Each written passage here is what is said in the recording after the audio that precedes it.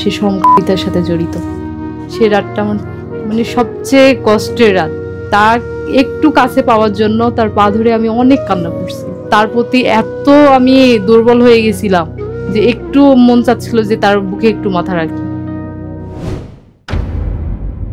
আমি তো এখন অনার্স ফাইনাল ইয়ার। আমি উত্তরাতে থাকি, কিন্তু আমার বাড়ি হচ্ছে রাজশাহী নওগাঁ জেলায়, আমাদের এলাকারই, কিন্তু হচ্ছে তার সাথে আমার ফোনে পরিচয় হয়। টিচার ছিল, মানে আমার কাছে অনেক কান্নাকাটি করতো যে তার পরিবার তাকে দেখতে পাই না। তার আগের বউ হচ্ছে তার থেকে 9 লাখ টাকা হচ্ছে নিয়ে গেছে। সে কি ডিভোর্সি ছিল? হ্যাঁ, এরকম করে একদিন আমার হচ্ছে দেখা হয় তার সাথে। আর ওই তো প্রতিনিয়ত আমাকে ফোন দিয়ে কান্নাকাটি করে যে আমি এরকম বিপদের মধ্যে আছি। আমাকে বলে 2 লাখ টাকা ঋণ আছে। পরে হচ্ছে আমাকে বলে যে বিয়ে করবে। আমি হ্যাঁ সরাসরি বলে বিয়ে করবে। তো আমি ভাবছি যে সে আমাকে ভালোবাসবে, সম্মান করবে। তারপর তো আমি ভাবলাম যে যেহেতু সে শিক্ষক, তার ঋণ 2 লাখ টাকা, সেটা তো আমি যদি এখান থেকে দুইজনা 6 মাসে চাকরি করি তাইলে আমাদের ঋণটা শেষ হয়ে যাবে। তো ঋণ শোধ করে তো একসাথেই থাকবো, এই জন্য হচ্ছে আমিও বিয়েত মত দিই। কিন্তু তার মানে এত পরিমাণ রিপোর্ট খারাপ, এই জন্য আমি একটু জানছি, কিন্তু আমি এটা ভাবছি যে একটা মানুষের সম্পর্কে মানুষ বলতেই পারে খারাপ মানুষও তো ভালো হয়। সে তো আমার কাছে সবকিছু কষ্টের কথা স্বীকার করছে, আর এখন কিন্তু হচ্ছে মানুষের ভালো দেখতে পায় না, তো সেভাবেও তো মিথ্যা বলতে পারে। তারপর আমার ভাইয়াদের বলি, পরিবারকে জানাই। তারপরে মজার ঘটনা যে ওই যে আমাদের দেশ স্বাধীনই বলা যায়, ওরে কিন্তু জেলে ধরে নিয়ে চলে যায় আন্দোলনের সময়। হ্যাঁ, আন্দোলনের সময় বিয়ের একদিন আগে তারে ধরে নিয়ে চলে যায়। সবাই আমারে বোঝায় যে হচ্ছে আপনাদের বিয়েটা কি ফ্যামিলিগত ঠিক হয়েছিল? হ্যাঁ। তারপর তো বিয়ে আটকে গেল, আর অনেক টেনশনের মধ্যে ছিলাম। তো সবাইকে তো গুম করে ফেলতেছে, মার ফেলতেছে, এরকম অনেক হচ্ছে চেষ্টা করি, কিন্তু ওই সময় আসলে জেলে কে কে গেছে যোগাযোগ করা যায়নি। আমি নিজে এগুলোর হচ্ছে দায়িত্ব নিয়ে সবার সাথে কথা বলছি। আমার যা যা খরচ করার, আমি কিন্তু সেই সময়েও তার জন্য অনেক টাকাই খরচ করছি। মানে বিভিন্ন ধরনের আমি চেষ্টা করে গেছি তার জন্য। তারপরে তো হচ্ছে ওই যে দেশ স্বাধীন হওয়ার পরের দিনই তো হচ্ছে সবাইকে ছাড়ে দিল, মুক্তি পায়। হ্যাঁ, মুক্তি পাই। তার এই ঝামেলার জন্য আপনার কত টাকা খরচ হলো টোটাল? 50+। অলরেডি তার পিছনে 50,000 টাকা খরচ হয়ে গেছে। তাকে ছাড়ানোর জন্য, বিয়ের খরচের জন্য আমার 50+। 7 তারিখে আমাদের বিয়ে। সে হচ্ছে বিয়ে করবে না, তার হচ্ছে চুল কাটে দিছে। এখন তো আমারও তো মান সম্মানে, আর আমার বন্ধু বান্ধব সবাই জানে গেছে যে আমার বিয়ে হয়ে গেছে।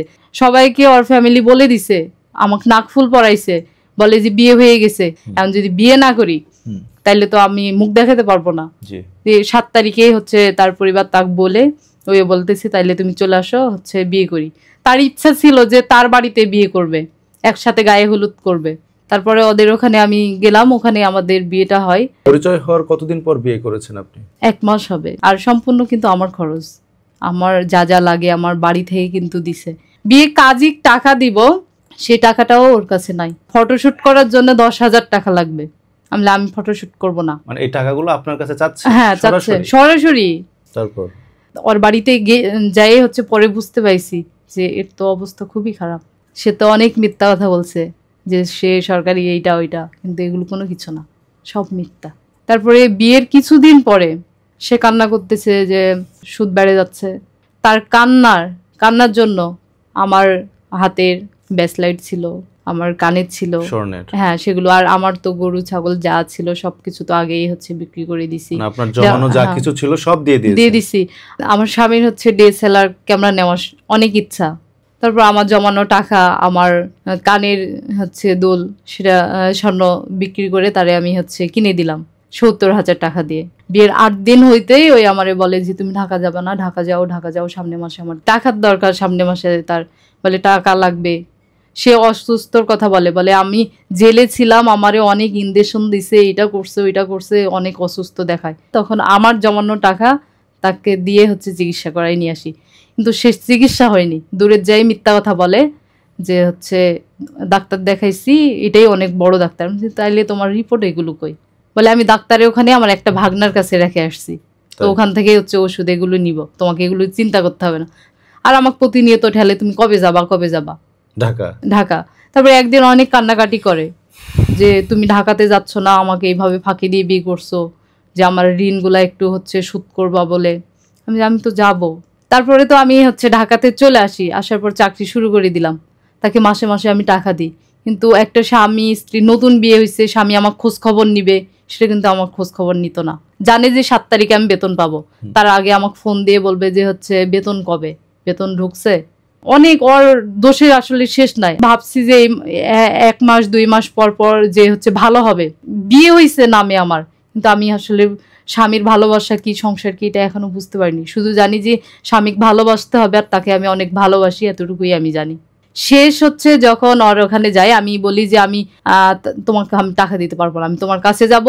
আমি ওখানে যাই, তার মামার একটা এনজিও আছে ওখানে ওদের গ্রামে, তো মামার সাথে যোগাযোগ করলাম যে মামা আমি আসলে হচ্ছে দূরে থাকতে চাই না, আপনার অফিসে আমাকে দয়া করে আমাকে চাকরি দেন, আমি কাছাকাছি থাকতে চাই, সংসারটা বাঁচাইতে হবে, আমি আমার স্বামীর কাছাকাছি থাকতে চাই।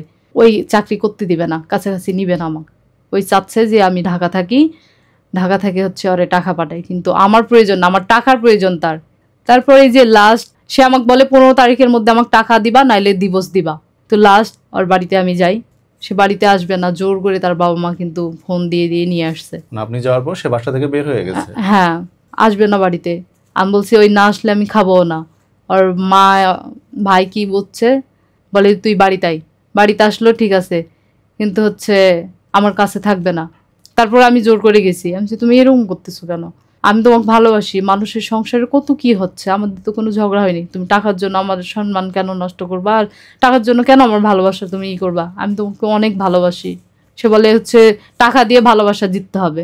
আমি টাকা দিয়ে কি ভালোবাসা জিতে যায় বলো, আমি তোমার কাছে থাকবো, এখান থেকে আমি চাকরি করব, করে আমি তোমার ঋণগুলো শোধ করব।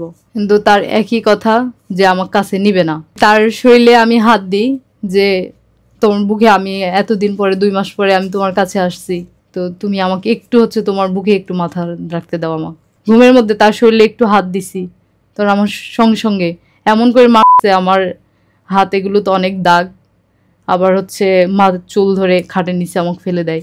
তা আমি চুপ করে আসি, যে তাও হচ্ছে যদি তার মনের মধ্যে যদি তাও মায়া আসে। সে রাতটা আমার মানে সবচেয়ে কষ্টের রাত।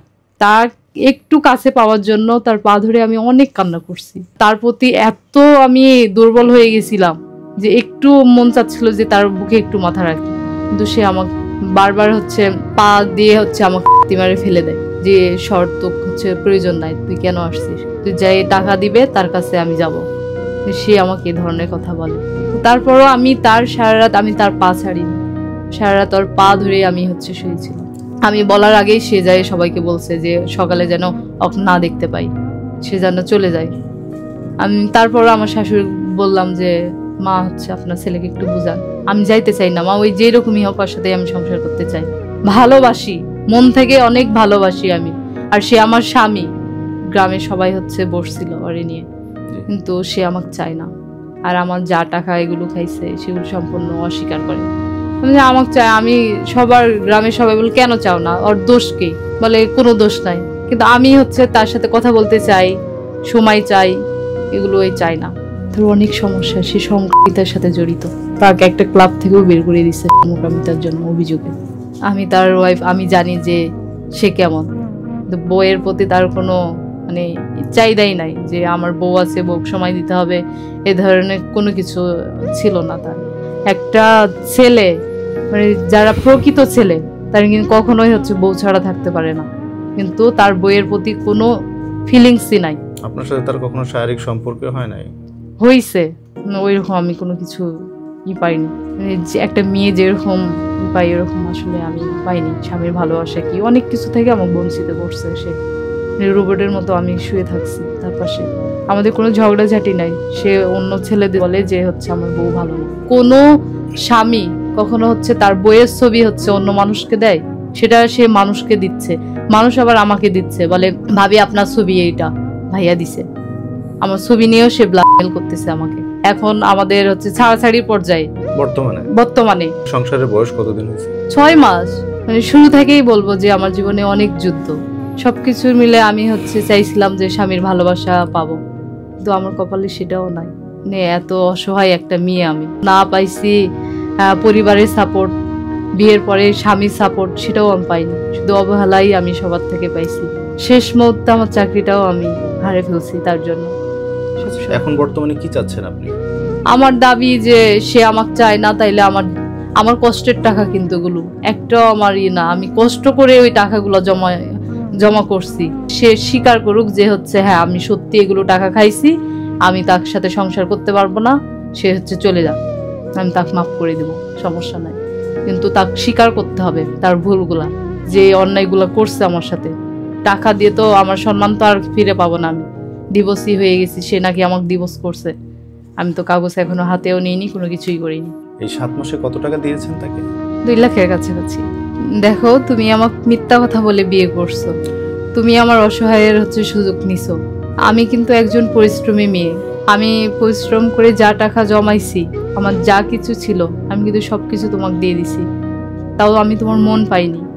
তুমি আমাকে স্বামীর আদর থেকে বঞ্চিত করছো, আমাকে তুমি মারধরও করছো, কোনো কিছু তুমি আমাকে বাকি রাখোনি। তুমি শুধু টাকার লোভে এসব করতে পারলে আমার সাথে?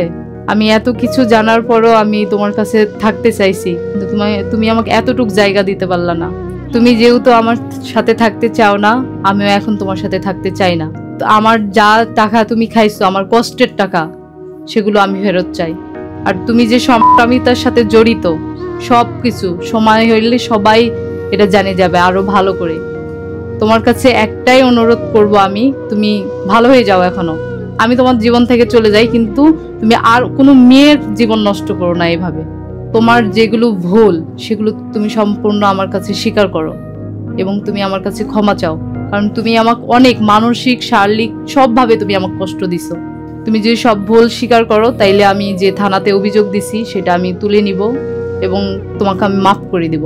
আর আমার যেগুলো আসবাবপত্র আছে তোমার বাড়িতে, সেগুলো হচ্ছে তুমি আমার বাড়িতে পাঠিয়ে দিবা।